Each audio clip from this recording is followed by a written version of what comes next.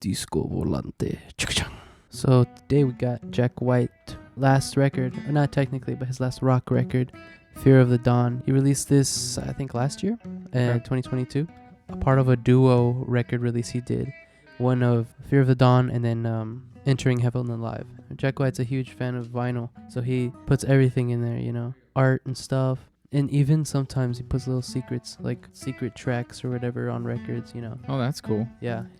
He that's the one thing I'd really appreciate is like the art form of the physical records. media. Yeah, it's like it. You know, not everybody can do it, but everybody should. As far as an art form, like the records and the liner notes and just being able to explore that area of any record. Like being able to have fun with a physical object of like art, you know. Yeah. Having little treats for your audience. It's really cool. Yeah. The thing is, when I first saw this album artwork, I was like, bruh, it looks bad.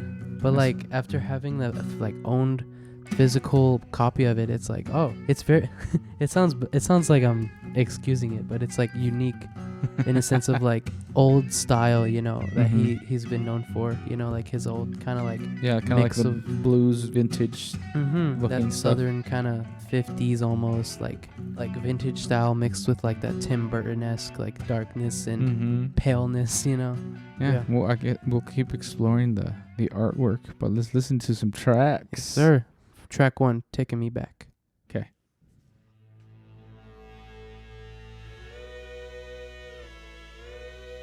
Let's go. Very, very Jack White for sure. As far as super just center riff, yeah. Yeah. Very riff centered.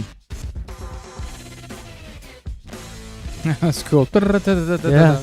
Cool. Helicopter thing. Yeah. Action movie.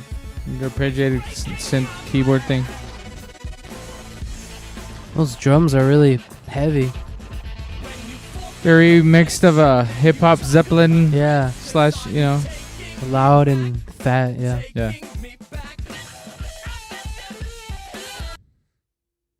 Oh yeah. It's supposed to transition into the next song. Oh really? Yeah. So it just ends abruptly.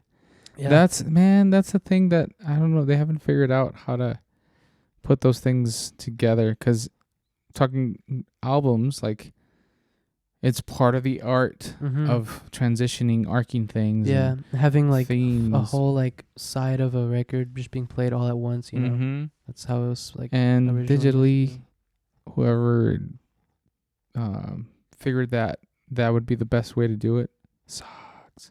But yeah, it gave me a bunch of different references off the top of my head. It was like, hey, Gen X, what can I say? 90s records, Rage Against the Machine for sure. Yeah.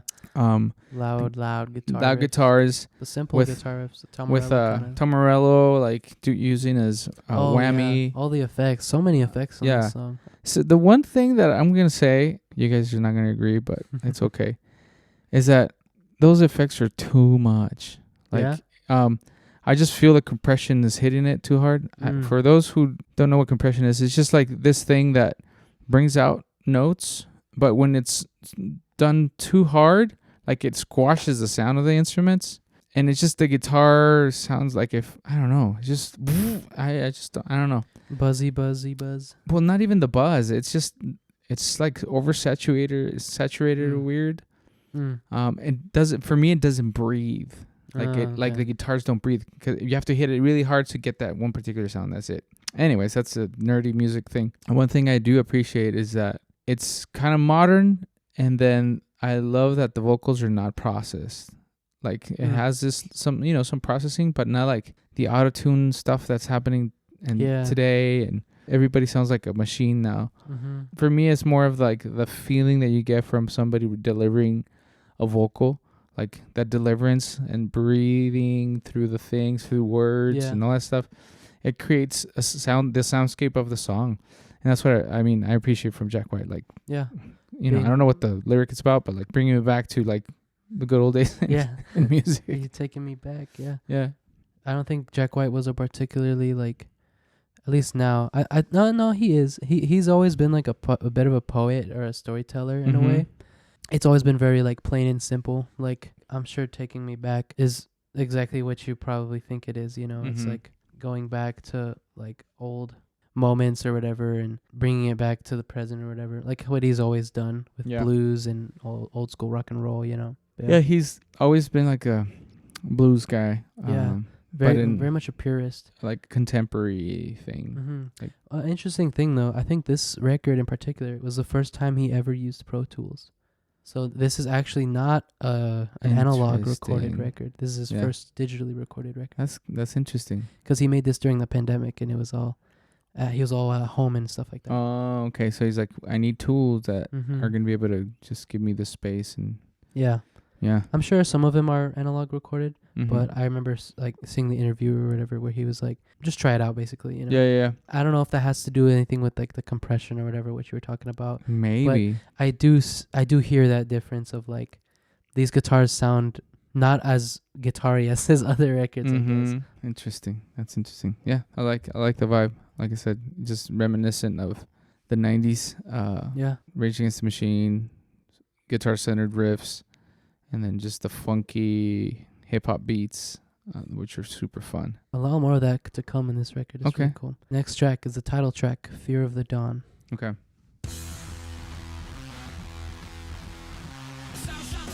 Like a White Stripes beat. Uh-huh.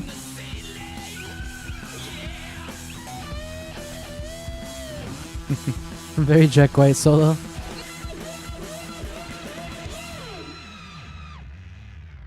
Oh, that was fast. Yeah, 2 minutes actually. Okay. It's just a vibe song. Seems like. I think it's also like the theme song kind of, because it's also the title track.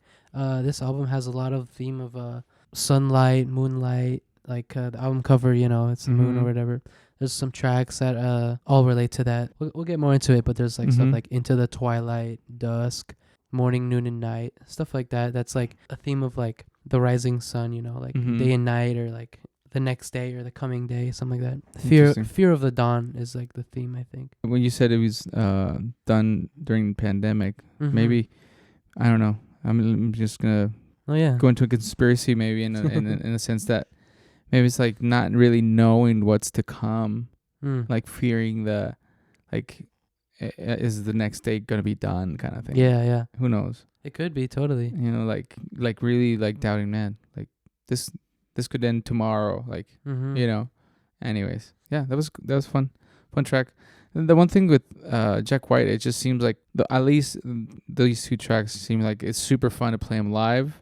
Yeah, they are. Like just, you know, super wild, open, and just super fun to engage like an audience with, and And oh, that's a sad thing. When I went to go see him live, mm-hmm. like I was in the pit, you know, at the front at the concert, you know, it was a theater or whatever. Everyone's here at the front.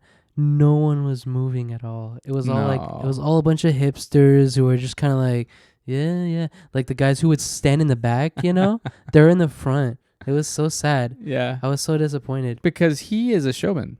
Yeah, it was energetic on stage. Oh my goodness, the theatrical like staging and lighting was amazing. Yeah, so cool. But man, the people were pretty lame. They were just waiting for. Oh my goodness! And see, that's what, man. When something becomes way bigger than you, or bigger than anything, it's like we can go on a rant for. Of course, yeah.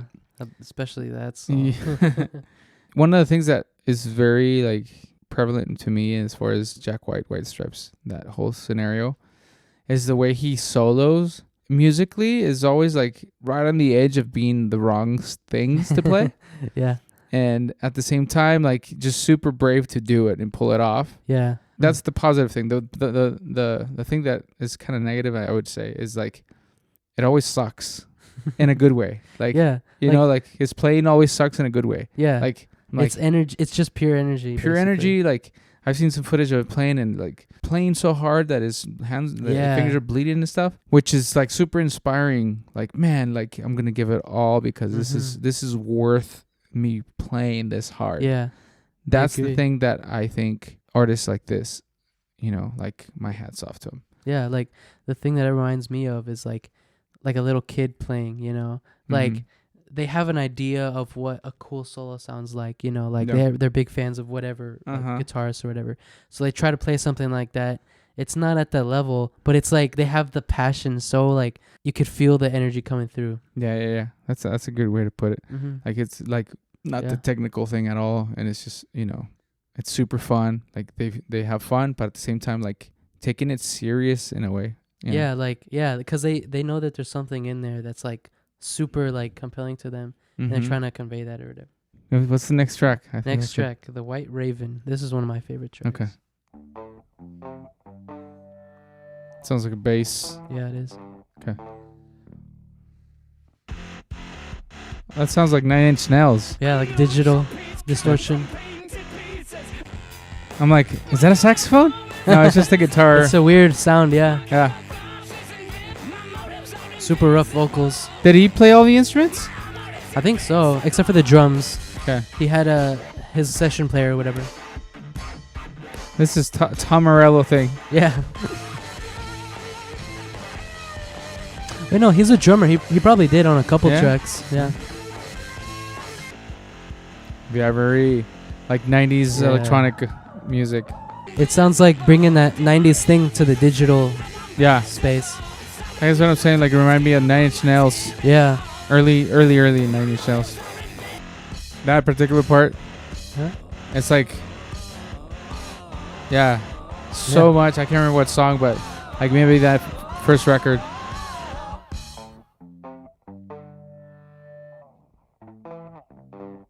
Bring it back around. Mm-hmm. What'd you think? Yeah. Up to now, it has very 90s feel to me. Yeah? Like, that one, it reminds me so much of that first 9 Inch Nails record. That one was super 80s. So, yeah. Yeah. But it's just like the transition. Like, it just... There's all other bands from that era also, like White Zombie, that had the electronic elements and the big heavy guitars. There's one too. It's like not a band, but like this group, like The Prodigy. The Prodigy. Oh, yeah. Sí, cierto. The Prodigy. There's this track on here that sounds exactly like a Prodigy song. So yeah, it just has all those elements from back then, which I think in his solo records he probably references a lot of that stuff. Very riff oriented stuff. Yeah. I mean, I'm even with the White Stripes, but yeah, I don't know. For some reason, it just the tones he uses, have some references to that. But yeah, like I don't know if he listened to Tom Morello a bunch, but I mean, Tom Morello's more of a technical player. They're probably like contemporaries, I think. Probably. Tom is a lot older. Really? Oh, okay. But yeah, it just has that vibe, which is cool. I like it. Yeah, me too. It's like bringing that like 90s kind of energy and attitude and tone into like the digital age and like making everything so like straight that it like punches you almost. It reminded you of Ministry. It's an industrial band. That's what that kind of music was called in the 90s, industrial.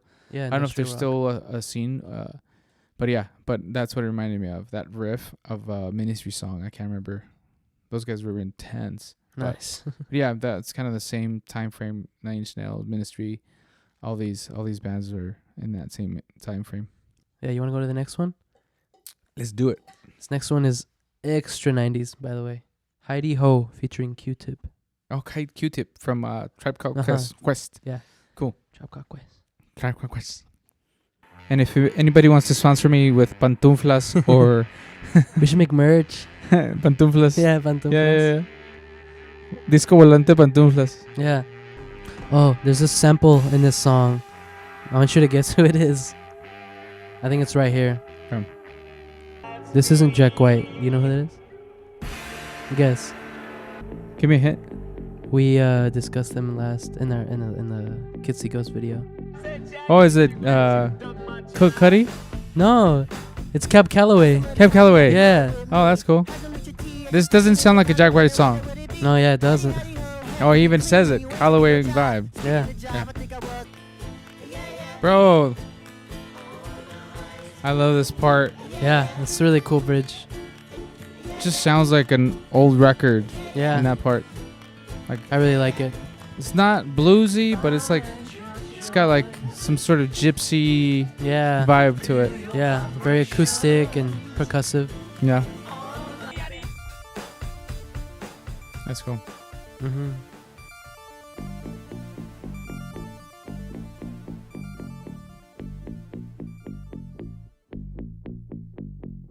Yeah. That's cool. Super crazy Crazy. structure, you know? Yeah. I it was just all vibe, I think. Yeah. Um, It's like a collage. but yeah, Cal Calloway. That's cool. Yeah. That's a cool sample. But I don't. Was he saying something? I think so. I don't know if it was just scat. It might be. It Might have been just a scat. scat thing. Yeah. But somehow Jack pulled something out of there. Yeah. It definitely felt like a Tribe Called Quest Yeah. song, and then like with like Jack White inserting himself in that situation. Yeah. That's what it felt like. Yeah. Like the vibe, like the beat and everything. It's like Tribe Called Quest, Q-Tip, vibing over it, and then Jack White inserting himself in there. Yeah. It didn't seem like the other way around. Yeah, it's interesting. I think Jack's the one who like built all the tracks and everything, you know. I guess like Q-Tip was like the perfect person. Yeah. And it might have been that he's a fan of Tribe Called Quest, and he might have like referenced a bunch of stuff and be like, oh, this would be super fun, and to have him and be able to do that. That's cool. I like that. Yeah. I think I've listened to it one more time. I mean, earlier when Yeah. it came out, but When I showed you. but like the vibe. Oh, I was like, this is so cool. Like the vibe that they went like to an acoustic guitar Yeah, thing. the bridge, yeah. That bridge part, it was like it reminded me of an artist that I like, Draco Rosa. He's got like these ethereal kind of sounds in his music, and I don't know, it just gave me the vibe like, oh yeah, I've listened to this in another artist, like it's not a flamenco thing, it's more like a gypsy feel to it. It was interesting. It was cool. I like that. Yeah. I liked it too. But, I like it too. of course I do. This is one of the more popular songs too, so That one? yeah, apparently. That's cool. Yeah. Yeah, next one. Eosophobia. So I What? think this is literally the phobia of light or the dawn. So like it's just another way of saying the theme, Oh, okay. I think this one's really cool. It has a reprise actually. Okay. But yeah, Let's see. let's see. Ooh, Mm-hmm. this is giving me police vibes. That's exactly what you said last when I played it. Yeah? Yeah. It's cool. But then the Jack White guitars Yeah. Just gotta take it a different place. Yeah. To me, it feels almost like avant-garde rock. Just like It has like a progressive thing, like Yeah. King Crimson, maybe. super like taking it into crazy weird places. Yeah. But it's not like progressive as in like I know this musical thing, I'm gonna put it in everything. No. It's like structure wise. It's more like mishmash of genres. It's interesting. like a Frankenstein almost. So that's stereo, bro. Yeah. I was gonna say, Signos. Signos. Then he puts on the organ. Yeah.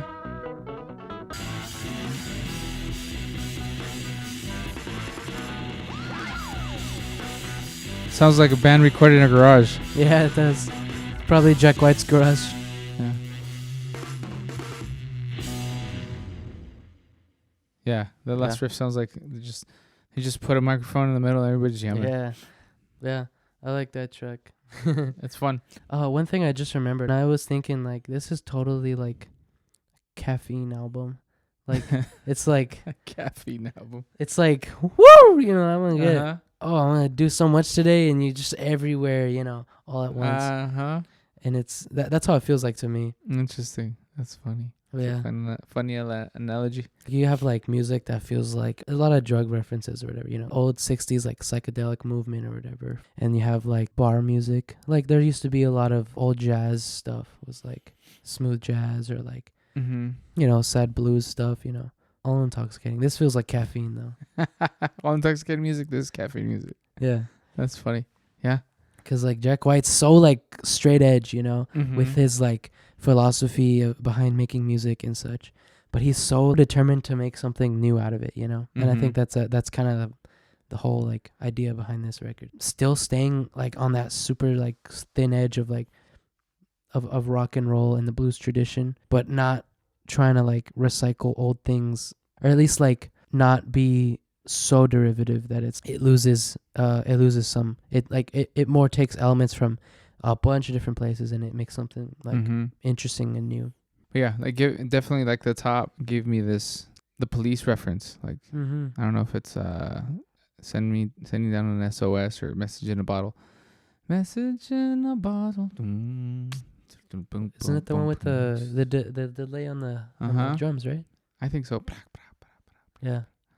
But yeah, it's just that, which is cool. But the next part, they don't even seem to go together. No, yeah. You just put them together. Yeah, that's the coffee part. It's like writing this energy, and then you have a whole new energy, but it's like punches you in the face so hard that you're like, whoa, I'm like in a new place or whatever. You know, it's jarring in a good way, is what I mean to say. Yeah, that was a cool track. I enjoyed some parts of it. Some like those two vibes, the Police vibe, and then this gypsy thing in the bridge. I really enjoyed those. The other one was kind of like, I don't know. Yeah, it's like a jam track kind of thing. I think that's what they did.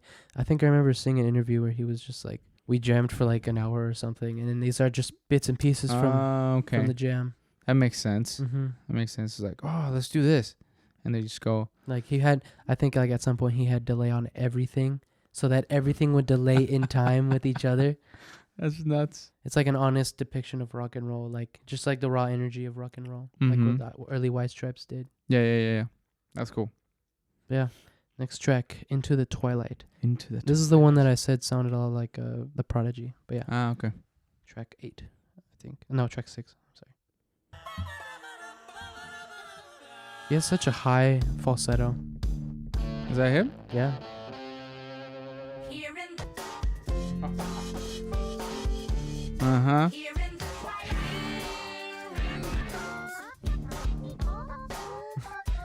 Miku pedal.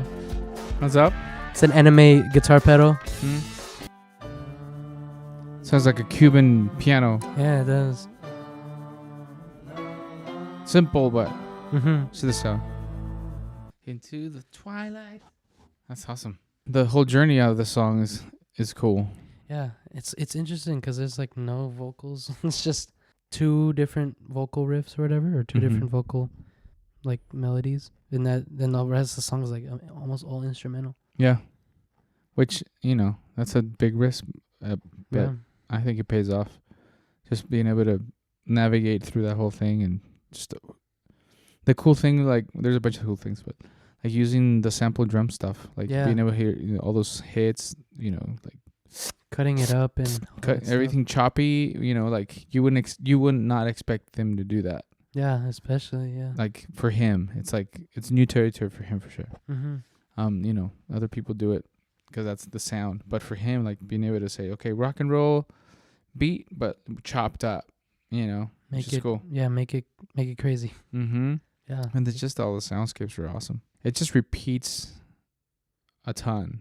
Yeah, right.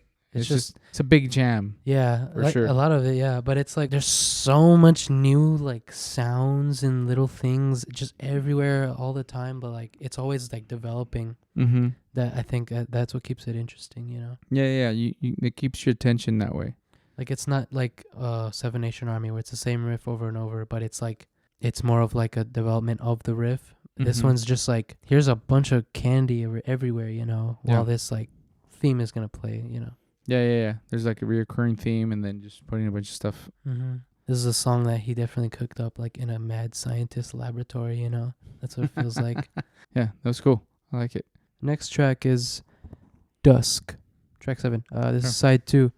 Dusk is a interlude into What's the Trick.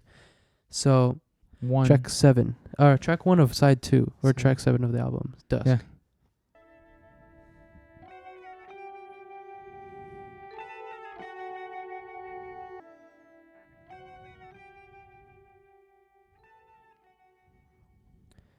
So what you think? Yeah, no, it like we can actually discuss this. Yeah, which is cool. Yeah, for me, like having interludes, like before there was a thing of, I don't know if before, but I thought interludes were really interesting things in records because they were trying to tie things together. Oh yeah. And that's what I'm saying. Like interludes might not be something for like for everybody, but I think it's important for the artist because they were thinking of something. Like how do we tie this theme to the next theme, either musically or lyrically or concept wise or whatever. Yeah. I mean, even as something as simple as that, it didn't have anything groundbreaking, but as far as like there must be something. It serves the album in some way. Yeah. It must have a purpose if it's a whole track on this album. Yeah. I think I also just realized what that purpose was because on the record itself, so the theme is, fear of the dawn, fear of the night and day cycle or whatever. This record itself can be looked at in that exact way. It's side A is the nighttime, and then B is when the sun rises, and this interlude is dusk. That's literally the track name. Interesting. That's cool. I never thought of it that way. See? Is dusk the one in the morning or at night? In the morning? I don't know. We can look it up. I'm looking it up. Okay, so dusk is actually right before nighttime, right after twilight. Okay. It makes sense that it comes right after the song Into the Twilight, but it's basically right before nighttime. Okay. So I'm guessing that this is put right in the middle of the album just because of the transitional period, fear of the dawn, and you're going into the night, that's when everything's right or whatever, what it said in the lyrics. And I'm guessing that the end of this album is going to be like getting closer to the dawn, basically. This next half will be like the nighttime, but going towards the day, I guess. And that's the fear of the dawn. Yeah, that's my theory. That's my music theory. Your album theory. Yeah, album theory. Cool. Yeah. What's the next track? All right, next track. What's the trick? This is a popular one. Yeah. Ready? Let's go. All right.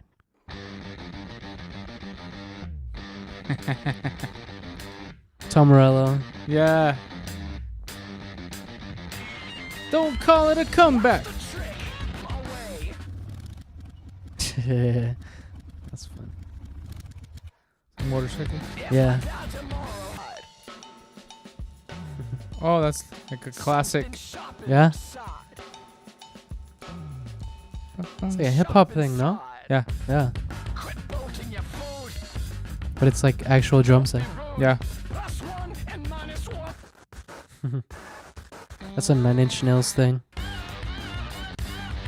He can't help himself. I know. He's got the tools now. Yeah.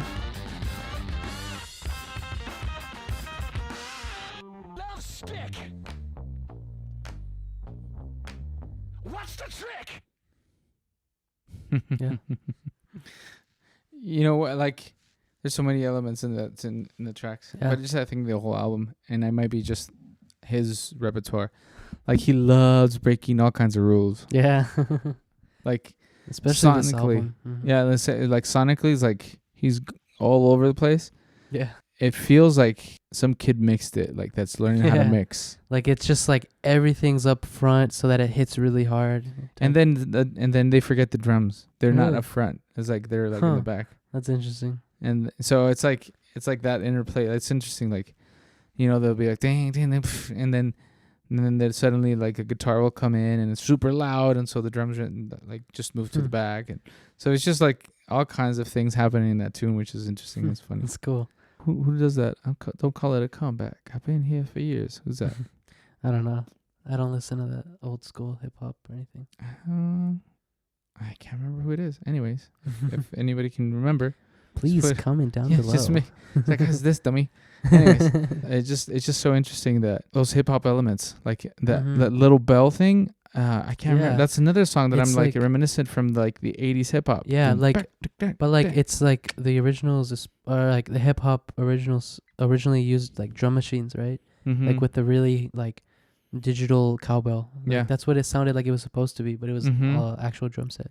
Yeah, and so it was cool just to hear all those mishmashes that he does, and And would you that you would think he'd be more of a not gonna go into that world, but at the same time, like that he's totally in it, like hip hop world and. Oh yeah, he's like friends with Jay-Z and Beyonce and stuff like that. He did some stuff on their tracks.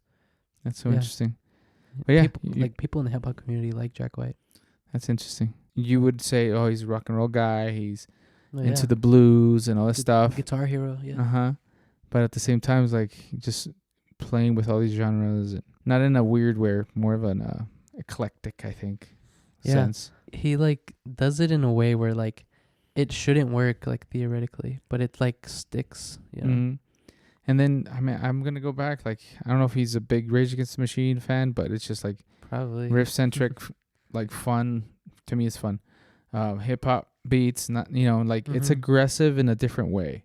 Yeah, it's like so focused, this record, I think. Like it just feels like everything's so like pinpoint, you know. Mm-hmm. Like even if they have like messy guitar riffs or whatever, it's like the drums are like loud and like Yeah. Yeah, like that kind of Rage Against the Machine way. Yep. But in a totally different context. Mm-hmm. What's next? Yeah. What's coming up? Next track. What was then, this is now. Okay. Or that was then, this is now. My bad. Track 9.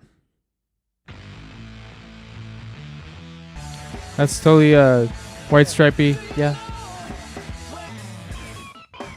Totally a jam. Yeah. I like keys are funny. Mm-hmm. Sesame Street keys.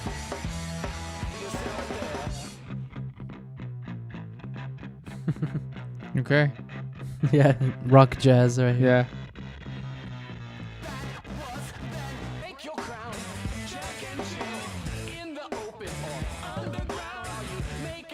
So Paul McCartney harmony. Yeah. That was then. That was then. This is now. This is now. That's funny. Yeah, that song, it's like it felt like he was actually like talking through parts. Like, okay, this is the next part. Let's go. Yeah. I mean, the musicians that he played with, they're all really good. Oh yeah. But it's like these are the riffs, and when I tell you we're gonna switch, Yeah, that's what it felt like because it switches so much. Yeah. And it doesn't seamlessly switch from like rhythms or whatever. It's like they're just different parts Yeah. that he put together. It's like a big rock jam kind of. But it's just, it was cool because like slow and then dun dun dun dun da, da, da.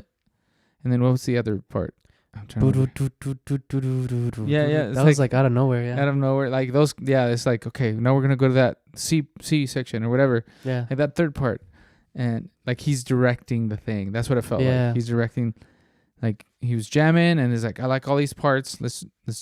But these are that's how we're gonna do it. Yeah. That was funny. And in that sense, like hearing it, I could also see him, like he's conducting it. He's conducting the thing, like he's in the studio with the musicians and stuff and having fun. And he's like, these are the ideas, okay, guys, okay, if you're a technical musician, you'll write it down. But if not, you're just looking at the guy until when he's ready to change things, which is definitely what Jack White would do. Yeah. It's like we're gonna this, and everybody's like, okay, let's go.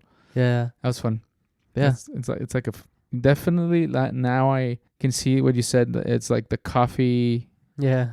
What do you call it? Early morning coffee music. Yeah, coffee music. Not early morning. Well, not early morning, but like just coffee music, like straight out of the house. Yeah. It's like that was the double espresso right there. Yeah.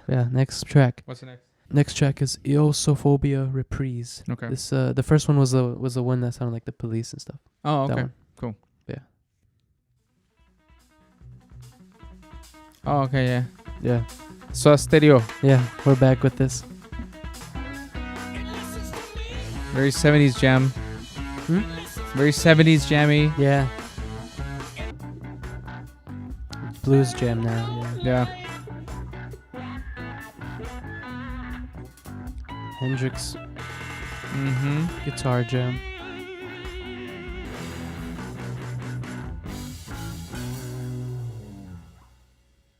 Yeah. That was the reprise. Okay. Eosophobia. Yeah, so you just basically referenced back to the other one. It was like jam number 2. Yeah.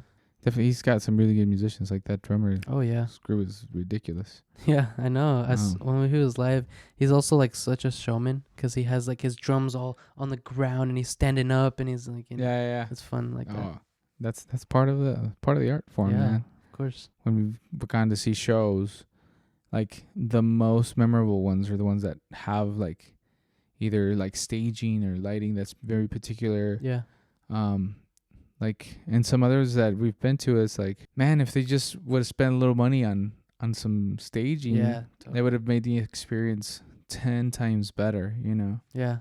But so I'm assuming like his stage presence one, but also he's always like very aesthetically like aware, design oriented. Definitely. I guess we can move to the next track since we kind of talked a bit about that. Same themes pretty much, you know. Keep going. Next track 11, morning, noon, and night. Okay.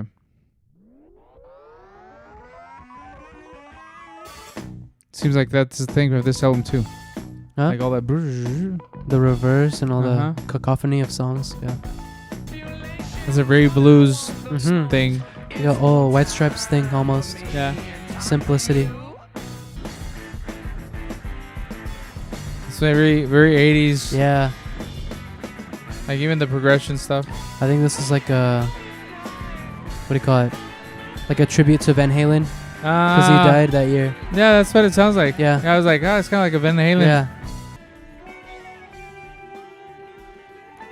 That's cool. That's the interlude.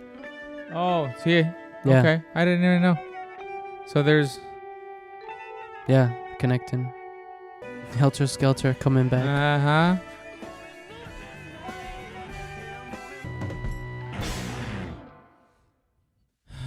I'm trying to think the feeling I got. I don't know. You know? It might have been like the darkest song out of the whole thing up to now. Yeah? I don't know. How do you mean dark? Like just the progression. Yeah. Yeah. Like, you know, like minor kind of descent. Yeah, and descending thing. Like, I mean, it's just as far as the musical expression of it. But he's always like trying to create a space for his guitar. Yeah. And his sound, which totally, you know, it's material, of course. But it's guitarist's dream, you know. And that's the thing. Like that's the thing that he uses to, you know, cut through spaces. That's his voice. Like, you know, I'm not like honestly, I'm not totally in love with the sound of this buzzy farting kind of guitars. Yeah, not. I mean, they don't have to be clean or anything. I'm just thinking like the over, like it's like I don't know, like if you're doing push-ups and you're doing the last push-up and you can't do it, you know, like that feeling, that oversaturation, like your arms are. That's what it sounds like. Like the burning sensation. Like, but it's like you can't do it anymore. Or if you're going to run and you're in your last breath and it's like that's what it sounds like. Like pushing past that last leg you have. Yeah. But that's his thing. Yeah. You know, that's his whole philosophy too. Struggling to get something quality out. Like he messed around with a toy plastic guitar for the White Stripes the whole time, and he struggled to get any good sound out of it. And but it was part of his philosophy for sure. Yeah. Like which now, is cool. I think he actually designs his own pedals and like his own equipment with that stuff. So he's like, I guess it's the same. I mean, he's always had the same philosophy. Yeah, but who'd want to buy those pedals? I don't know. Jack White fans. Like Jack White fans, yeah, for sure. I think that's a very valuable thing too. Like, you know, like because Jack White plays like Jack White. Yeah. You know, which is a very unique way of approaching the instrument, which is fun. But at the same time, like, you know, understanding like, hey, like this is what I kind of do. Like I'm gonna design a pedal that has. He goes through all the fight to get a sound and then puts it in a thing. You know, probably has some engineer friends or whatever. No, yeah, it's cool. Like the pedal, I'm just like geeking out on the pedal. It's like designed after Tesla. So like there's a tube with like an electrical current, which is your signal, and it's like you can see the actual thing that's going on with the distortion and the fuzz, like physically in electricity. So he makes everything like tangible and like, you know, visible, and like everything is a part of like the experience of making something creative, you know. Mm-hmm. But yeah. And that's the cool thing about creative people. Like they extend their creativity into different things. Mm-hmm. Like, you know, like the whole vinyl thing, like him Yeah. doing vinyl, like the pedals, having a record store. Like that's really cool, being able to see the value in all of that for himself, but also, you know, for people like us who love music and are always thinking of ways of either creating it or just being able to enjoy it, and you know, and then coming around other people that have kind of the same, not philosophy, but more than anything like the same gustos, como se dice, affinities, you know, as far as the music and stuff. That's why I like Jack White. I think he brings something to the table or he has brought for a long time, that is not in the popular sphere, but at the same time has a lot of impact in the culture, which I really totally. I think that's a very valuable thing. And he's one of the lucky ones that got through when there was diverse music. And when rock fell off the you know, fell from, not from grace, but from the big popular stands, from the people, from the mainstream. Yeah. So yeah, he was able to build something, which is cool. I don't know, you know, if it was intentional or not or whatever, but was there at the right moment to get through and now make records like that and make vinyl like this with all the art. And yeah, he's like a lot. I think a lot of like publications and people call him the Willy Wonka of rock. Oh, okay. Because he has like these colorful, bright, cool like factories that produce these like really like in depth and like detailed like products, you know. Mm-hmm. And it's also like very vintage oriented. Like there's a ton of like old school stuff, like an automatic vinyl maker or whatever. Like make your own vinyl, record it in his little booth or whatever, and you'll get a 5-minute vinyl or something. Yeah. That's fun, being able to check that out. Maybe maybe we'll take a trip. Yeah, that'd be super cool. I really would enjoy to go to Tennessee and see that. Yeah, Nashville. Yeah, Nashville, Home of the Memphis, blues. all that stuff. Yeah, that'd be so cool. Anyways, what's the next track? Last track. Okay. Shedding My Velvet. Shedding my yeah. velvet. Okay.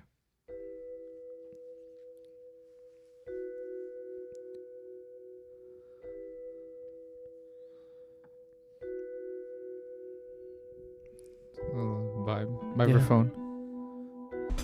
I love that I can hear the guitar in the room. The amp. Yeah. In the room. Yeah, I love that too. That. Like a box. Super cool. All the reverb timbres. Such different reverb sounds. It's really cool.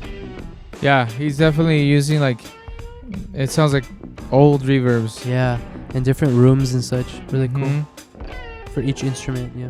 Yeah. You say this all the time, and you're right. That's Fear of the Dawn. Fear of the Dawn. Very rock and roll, for sure. Yes, sir. If they just played this record live, I think it'd just be a blast. It was. It was really, yeah. They did a really good job live. I think they particularly didn't play a couple songs because they were too hard, but for Jack, just as far as so many things happening or whatever, and this artwork is pretty crazy. Yeah, and it's so cool because it's so much like extra stuff that you wouldn't necessarily need, but it's like it adds to it. No, of course. It's just that's really bringing art, music, all of it together. This song also felt like an actual. There were verses to the thing, and then like musical ideas in the middle of it. You know, no real chorus, but like so it felt more like a regular song, you could say. Yeah. Instead of a bunch of things put together, riffs and stuff. Yeah, I think the vocals had more of the riffage going on. You know. Like there was a chord progression, but then the vocals just kind of were on top of it all. Yeah. But I really liked hearing those guitars in the room. Like Me too. Like he's actually in a place and it's an open place and you can hear the electric guitars, the amp, like it breathes. It's nothing digital, like everything's like super raw. Yeah. And that was cool. Like it's whatever they captured was it. Like there's like no processing the thing. Mm-hmm. And that's one of the things I really appreciate too, like from Jack White, is like everything that he does, it's like imperfect. Yeah, on purpose. Yeah. And not in a bad way, like not everything, but a lot of music today, it's just become such a process thing and perfect. Everything's quantized and tuned, and which it is what it is. I've been part of those kinds of things, and but it doesn't mean that I like it. Yeah. It's too much for me. I like music that breathes. Yeah, and it loses the soul of it all. It doesn't. Man, if the performance of the thing is not there, if let's say it's a guitar part and you just automize it or whatever, you play the riff one time and you just cut and paste, there's just nothing breathing, you know. But if you're like digging in the thing, and even if there's some little weird things happening, it's the human performance of it. And that's what I like about Jack White, and just his approach is like, it's not perfect and I'm trying to make it perfect. I'm trying to make a vibe, and I'm trying to like really communicate as best as I can. It's like putting sentences together. Like it's difficult for me in a sense that if you have to speak in public, like you have to frame sentences very clearly. Yeah. And that's, you know, but at the same time, like if you're talking to a friend, you don't have to do that, right? It's more like it's casual, it's a conversation. It's like like you guys get each other already.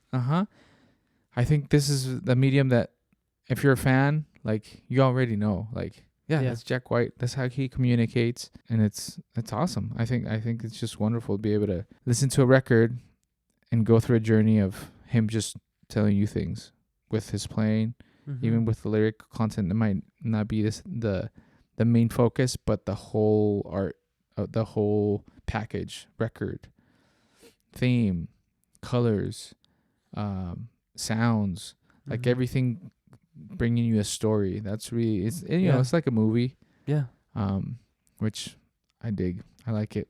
Man, rock is still not done almost, you know? Like I don't think rock will ever be done. I hope not. No, I mean the one thing that might not happen is that we have these arena rock bands that we had in the 80s and 90s, maybe.